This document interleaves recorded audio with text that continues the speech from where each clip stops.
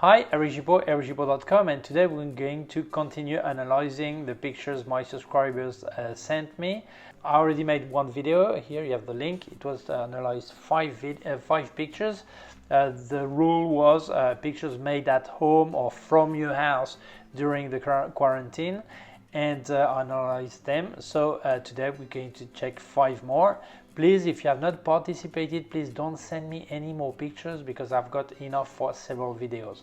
So let's carry on.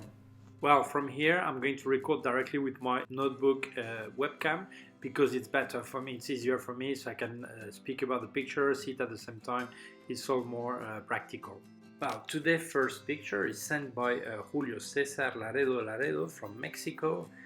He says he's 42 years old. He's been practicing photography for just over 1 year, and he's from the state of Michoacán in the city of Zitácuaro in Mexico. I'm not an expert in Mexican names because they're sometimes very complicated. So he says this picture was made with Canon SL2, also known as 200D.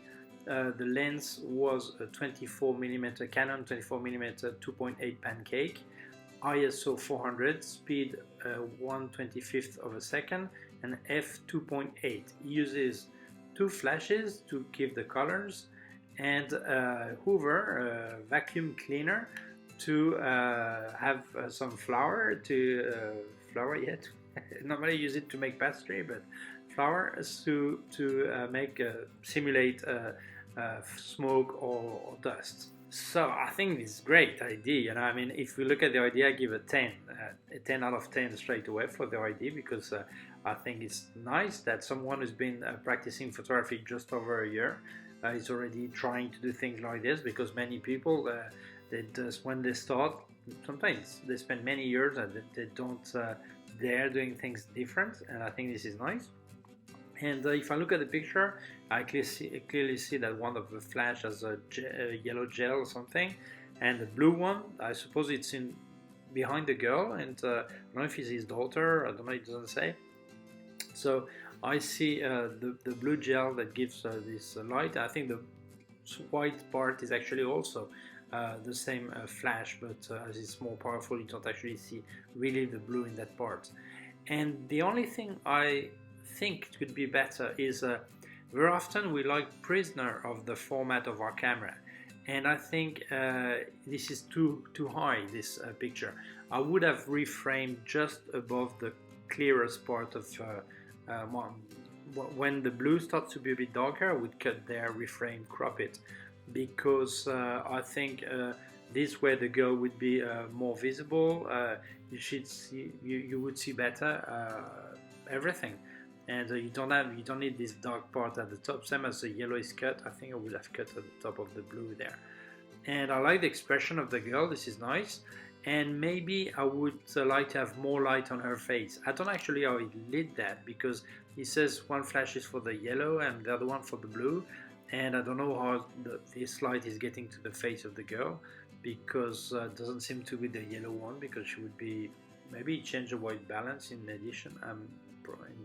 Processing, I'm not sure, but maybe this is a flash from his camera, I'm not sure, but I think it would be nice to have a bit more light on her face. Well, I think it is a great picture for someone who has not that much experience, and Justice needs to be congratulated anyway, and I think it's nice. I think he could try more things like this, and the idea of the vacuum cleaner for that, it's great, honestly. So thank you very much to him for sending his picture. The following picture is sent by Arturo Sanchez from Mexico, and he says, I like to read, and this is a combination of colors and taste, and a picture he made at home.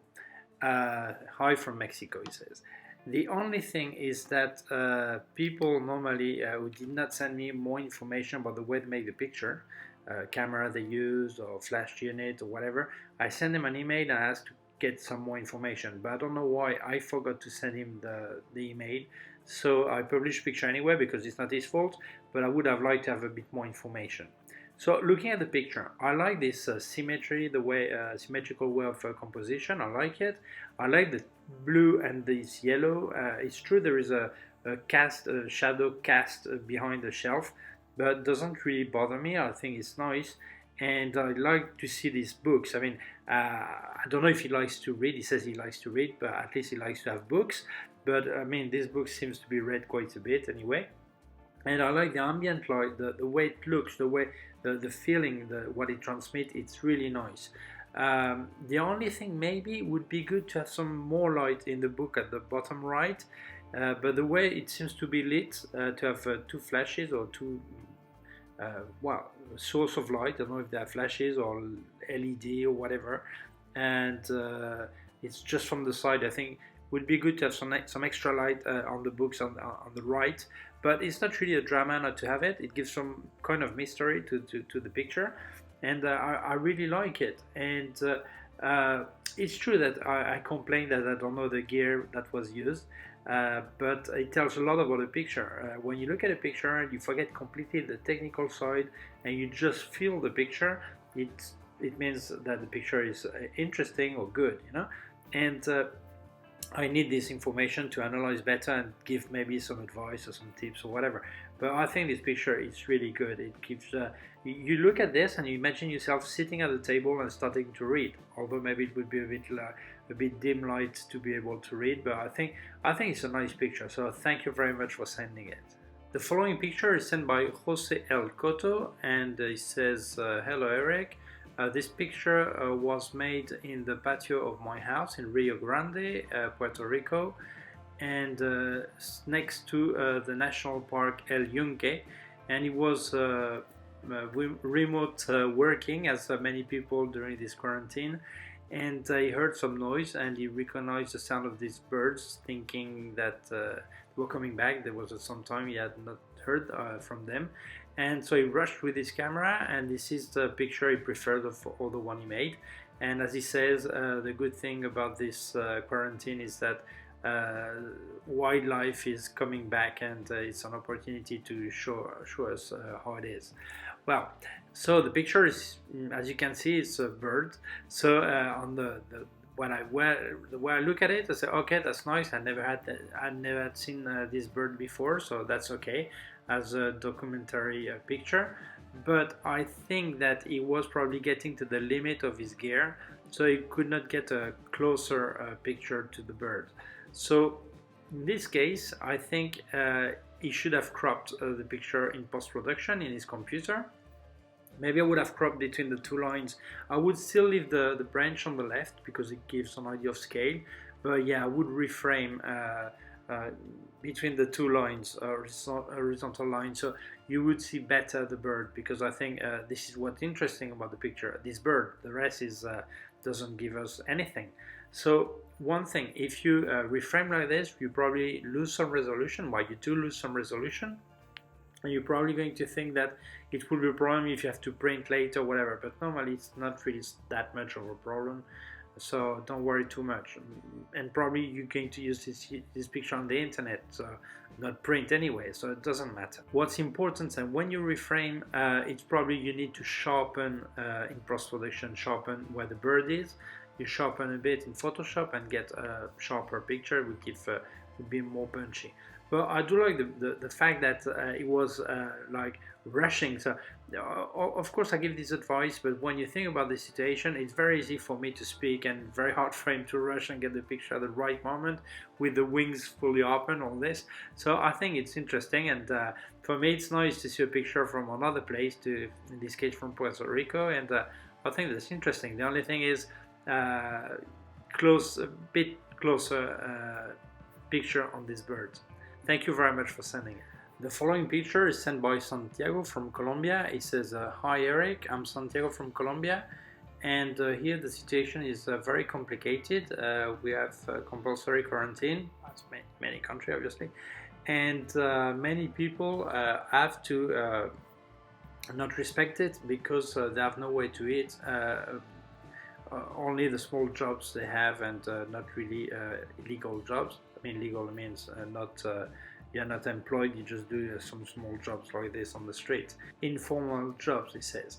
And for them, this is the only way to get some food to their house, because the government is not helping, and the only thing the government is doing is give them a fine, a ticket, if they're not respecting the quarantine. So for them, this is the only way to do it. So from my window, I made this picture. I made 3 pictures. I sent you 3 pictures. The one to choose to show people is this woman that walks with a mask on her face, with a small umbrella, and some horses on the street. And the other 2 is just to have a look, so you can have a look at the situation here. This picture were made with my smartphone, and because these things happen so fast that this is what I had in my hand, so I captured the picture when she passed by. And the kind of picture I like to do is documentary pictures. So it's true that this picture is really different from all the other pictures we've seen so far, was sent, because the other picture are pictures made at home, but they could be made any day, any situation. This picture, when you see the mask on her face, you know, oh, this is the situation right now, what we're living now. So maybe if we look at this picture in 20 years time and we don't remember what happened now, or someone who has not lived it probably would think, well, why does she wear that, or think it's contamination or pollution or whatever. But in this situation right now, we straight away think about the virus. And so I like this, because first, for European or North American, it's not that often that you see horses on the street. So you already see it's a different country from where I live. Normally, if there are horses on the street here, it's because it's a big fiesta, or because it's a policeman with a horse, a horse with a policeman on it. Okay, so actually for me, I'm already traveling looking at this picture. And then the fact that she wears the mask, you think, well, she has to go out on the street, and even there they do have masks to protect themselves. I mean, very often here in Spain we don't have masks anymore. We have a lack of masks. In France, the same thing. I see that in Colombia she does have a mask, so it makes me think so also. And we see 3 ways of transport. You have walking, horses, and a car in the back, so 3 kind. And maybe if I look at the composition, the framing, the only thing is there is too much of the tree on the right. But obviously, if he's taking the picture from his window, maybe he cannot move too much to the left to have less of this tree. It's not easy. So maybe what I would do, I would reframe the picture in square, taking off part of the tree. And in square it would work as well, and probably better, because we'd have so much green and still some space in front of the woman that is walking. I think it's interesting. I think it is a great picture, because normally I always say a picture doesn't need to tell a story, because very often people say a picture must tell a good story. Not always, depending on the kind of picture. I'll leave you a link to a video I made about that. But in this situation, I think it does tell a story. It tells the story of the situation we're living right now. It gives us an idea of how our life is in this country, in Colombia, in this part, at least in this city. And I think this is really, really, really interesting. So thank you very much for sending this picture, because you've made me travel, and you give me an idea of the situation in your country right now. And the last picture from today's selection is sent by Carlos Lara. It says, hi, I'm from Esparza in Costa Rica, and as everyone knows now, when the virus is around, the best thing to be is to be at home. And while I live in a rural area of Esparza, a small place called Nances, I could make this picture on the 26th of March at 4:26 in the morning, at night. And I took it from the patio of my house with the Olympus OMD10 Mark II with a 25mm. I hope to be selected to shoot my picture, and it tells the typical Costa Rican expression, pura vida, pure life. So let's look at the picture. And well, for me it's very hard to say anything about this picture, because I've never made pictures of the Milky Way, so I cannot say if it's a good, bad, whatever. I cannot say if what we see is everything are stars, or there is some noise from the sensor. I've got no clue about it. but I really like that kind of picture anyway. Although I've never made that kind of picture, I had many times the opportunity to do it, but then last minute it was cloudy or whatever, and where I am in the Canary Islands, it's very easy to make the picture, right? Easy to get dark areas to make that kind of picture. But I've never made it. So what I like about this picture, and not exactly this picture, but it's the fact that it's made with an Olympus OMD10 Mark II, which is an entry-level camera. And very often we hear people speaking about astrophotography, and they say you need full frame, you need expensive gear, everything. And then I started to investigate, and many people explaining that you don't need the top gear to start doing that kind of pictures. Of course, if you have a better gear, maybe you can do better things, all this, but you can start enjoying astrophotography with basic gear anyway. So I'm going to take the opportunity to give a rule about photography, star photography, because I know it is the 500 rule, which is, you know, that the Earth is turning on itself, and it means that if your exposure is too long, you won't see the stars as dots. You see it like a small line, you know. So to calculate the maximum time you can expose without getting this line and still get a small dot is very easy. There is the 500 rule. So you take 500 and you divide your focal length to it. So for example, in this case he has a 25mm on micro four thirds, so the equivalent in full frame is 50mm. It means that 500 divided by 50, it's 10 seconds you can expose without getting this small ray of light in a small tracing. If he wants, if he had, for example, a 5mm, which would be the equivalent of 10mm full frame, 500 divided by 10 gives 50 seconds. This is why very often on astrophotography they use really wide angle to be able to get a longer exposure time. Obviously these wide angle, ultra wide angle lenses are more expensive, but this rule keep in mind. So if you use full frame or APS-C, well, calculate, depends on the crop factor you have. So well, this is a basic rule. So back to this picture, I think this is a nice picture.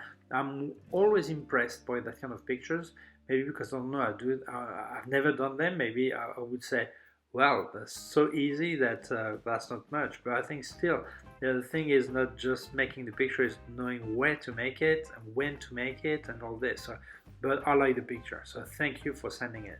Well, thank you very much to everyone who has participated. If you have not seen your picture yet, don't worry. I'll make several videos because I've got many pictures to review. Thank you for watching this video. If you feel it may interest other people, please share it on social networks. If you have not done yet, please subscribe to my YouTube channel. There's a small button down here and also a small bell. If you click on the bell, you get notified when I upload a new video. My website, ericgibaud.com. If you have any question, you can leave a comment below, send me an email to info@ericgibaud.com. Below, I also put links of my gear on Amazon, also links to other parts of my YouTube channel. Please take care of yourself, take care of your family and friends. I hope everything is fine and you're really okay. See you soon. Bye.